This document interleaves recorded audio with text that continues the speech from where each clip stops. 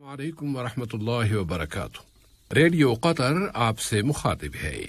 Safe الرحمان سے آج کا دوسرا نشریہ سماعت فرمائیے۔ ابتدا میں پیش خدمت ہے اہم خبروں کا خلاصہ۔ صاحب سمو امیر نے زور دے کر کہا ہے کہ قطر الجزائر اور یونان میں مختلف مقامات پر لگی ہوئی آگ پر قابو پانے کے لیے ضروری مدد فراہم کرنے کو تیار ہے۔ مجلس شورا کے انتخابات کی نگران کمیٹی نے ووٹروں کی ابتدائی فہرستوں پر اعتراضات اور شکایتیں وصول کرنے کی مدت مزید 1 ہفتے کے لیے بڑھا دی ہے۔ اور دوحہ میں افغانستان سے متعلق وسیع تر اجلاس جاری ہیں۔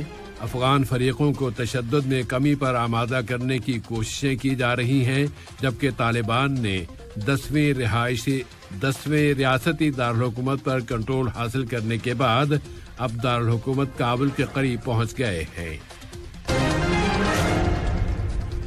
سامعین، یہ تھا اہم خبروں کا خلاصہ، اور اب پیش خدمت ہے ریڈیو قطر سے آج کا دوسرا مفصل نشریہ۔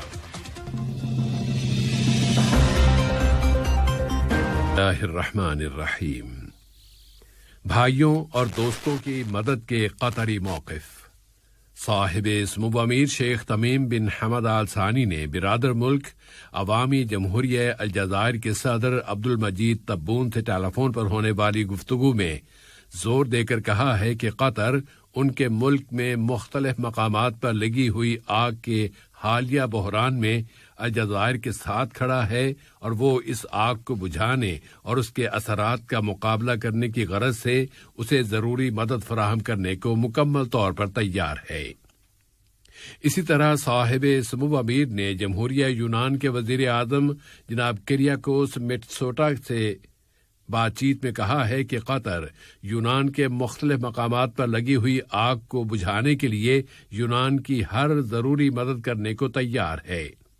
تو بھائیوں اور دوستوں کی مسلسل مدد اور ان کا سہارا قطر کا بنیادی موقف ہے، اور یہ موقف انسانی اور اخلاقی اصولوں پر قائم ہے۔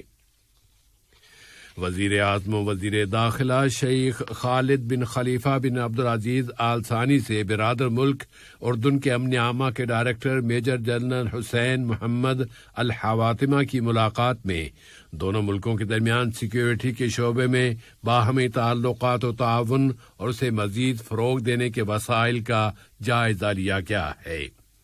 اس کے علاوہ مشترکہ دلچسپی کے دوسرے موضوعات پر بھی بات چیت ہوئی ہے۔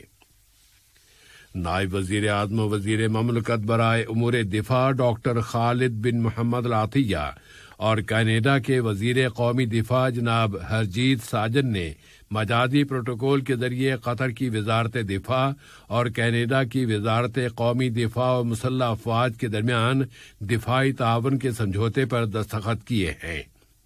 اس سمجھوتے کا مقصد دونوں ملکوں کے درمیان مشترکہ دفاعی تعلقات کو فروغ دینا، دفاعی تعاون کی مختلف سرگرمیوں میں جامع ہم آہنگی، امن کے عمل، انسانی کارروائیوں اور انسانی عملے کی ٹریننگ میں اضافہ کرنا ہے۔ اس کے علاوہ اس سمجھوتے میں کہا گیا ہے کہ قطر اور کینیڈا دہشت گردی اور پرتشدد انتہا پسندی کی روک تھام کے ذریعے مشرق وسطی میں امن و استحکام کو فروغ دینے کے پابند ہوں گے اور علاقائی خوشحالی کی حفاظت کریں گے۔ مسلح افواج کے chief of staff general pilot Ghanim bin Shaheen al Ghanim سے ملک میں اردن کے نئے military attache brigadier general Mustafa Qaftan al Fawaz کی ملاقات میں دونوں ملکوں کے درمیان فوجی تعلقات اور انہیں فروغ دینے کے وسائل کا جائزہ لیا گیا ہے۔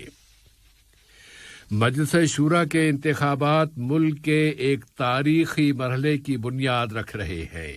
یہاں کی وزارت داخلہ نے اب اعلان کر دیا ہے کہ انتخابی ابتدائی فہرستوں پر اعتراضات اور شکایات جمع کرانے کی مدت میں اضافہ کیا جا رہا ہے۔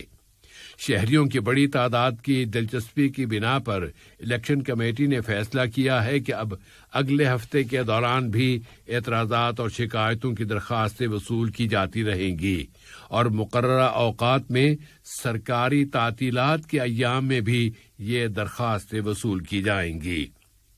انتخابات کے پہلے مرحلے کے اختتام پر دوسرے مرحلے کی ابتدا ہوگی اور وہ ہے امیدواروں کے ناموں کی رجسٹریشن کا مرحلہ، اور اس میں تمام امیدواروں کے لیے شرائط سے آگاہی ضروری ہے کہ سچائی، امانت اور کلچر جس کا حامل سوسائٹی کے مسائل پر بات کر سکے اور ایسے قانونی بل پیش کر سکے جو قطری عوام کی امنگوں کو پورا کر سکے۔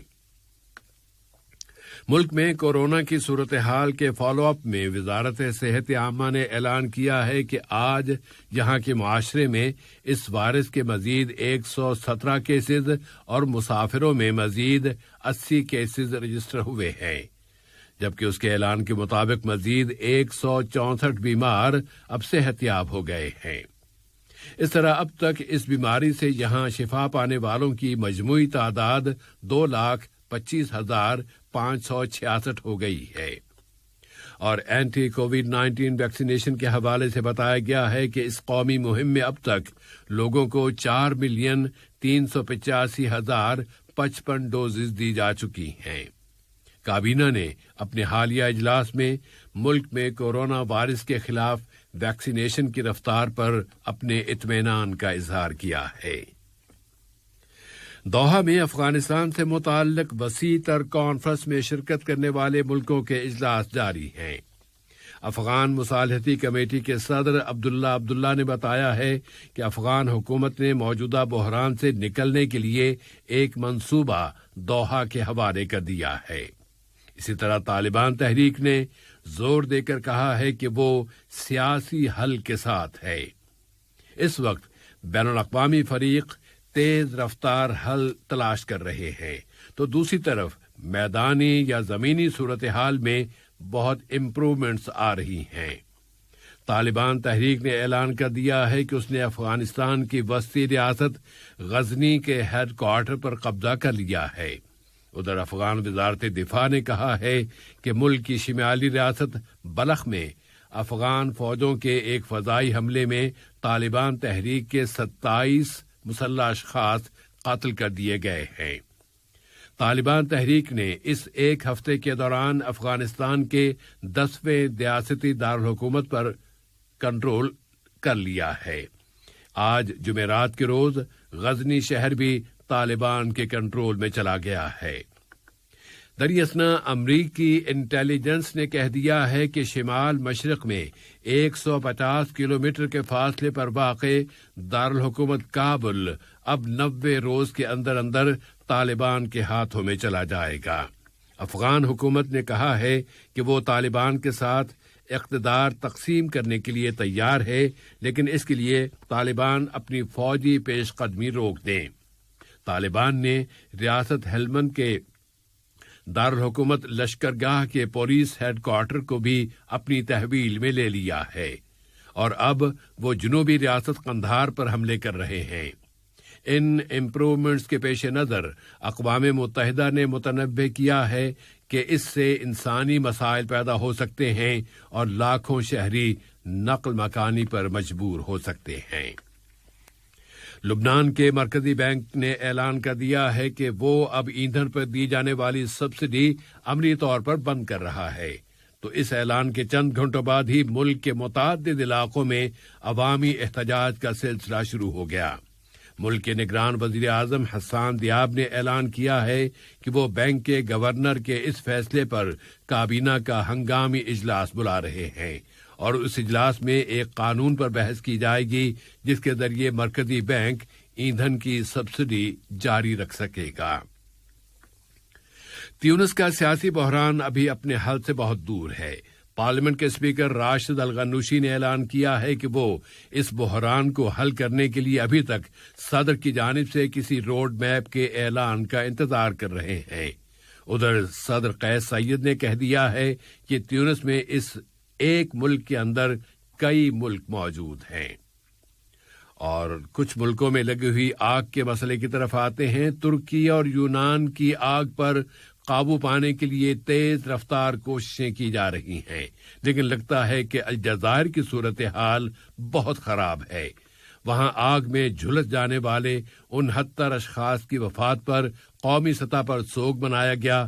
اس آگ نے بہت بڑے رقبے پر پھیلے ہوئے جنگلات کو بھسم کر دیا ہے، اور درجہ حرارت میں اضافے کی بنا پر آگ کی شدت میں بھی اضافہ ہوتا جا رہا ہے۔